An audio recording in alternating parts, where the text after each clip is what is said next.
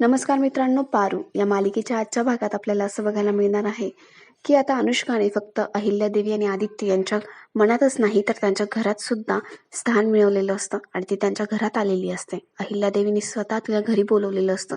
सगळेजण तिच्या कामामुळे तिच्यावर खूप इम्प्रेस झालेले असतात.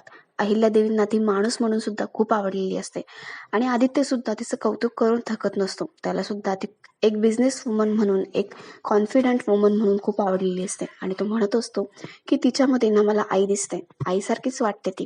अहिल्यादेवी आणि सगळेच खूप खुश असतात. आदित्यच्या आयुष्यामध्ये अशीच जोडीदारीने यावी अशी त्यांची इच्छा असते आणि म्हणूनच त्यांनी अनुष्काला घरी बोलवलेलं असतं, सगळ्यांची ओळख करून देण्यासाठी आणि त्यांचं रिलेशनशिप पुढे जाण्यासाठी.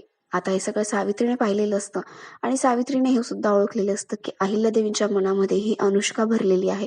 ती आता पारूकडे आलेली असते आणि पारूला म्हणत असते, पारू, सकाळी जी मुलगी आली होती ना, बहुतेक अहिल्या मॅडमांनी ती आदित्य बाबांसाठी निवडलेली मुलगी आहे असं मला वाटतं. त्यांना ती खूप आवडलेली आहे. मग तू काय करणार आहेस? हे मंगळसूत्र नंतर काढून टाकणार आहेस का आदित्य बाबांचं लग्न तिच्याबरोबर झाल्यानंतर?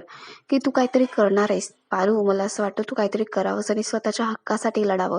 पारूला आता खूप टेन्शन आलेलं असतं की आदित्य सरांचं लग्न यावर्षी होणार आहे असं ज्योतिषींनी सांगितलंय आणि त्याच पद्धतीने हे सगळं झालं तर मग मी काय करणार? तिला खूप टेन्शन आलेलं असतं आणि ती विचारात बुडालेली असते. तर मग बघूया पारू आता पुढे काय करते आणि सावित्री सुद्धा तिला कशी मदत करते ते. घरच्यांसमोर पारूच्या आदित्य विषयाच्या भावना येत आहे की आदित्यचं अनुष्का बरोबर लग्न लावून दिलं जात आहे. हे सगळं बघण्यासारखं असणार आहे. तर मग अशाच अपडेटसाठी आमच्याशी कनेक्टेड राहा आणि आमच्या चॅनलला नक्की सबस्क्राईब करा आणि हा व्हिडिओ पाहिल्याबद्दल तुमचे मनापासून आभार.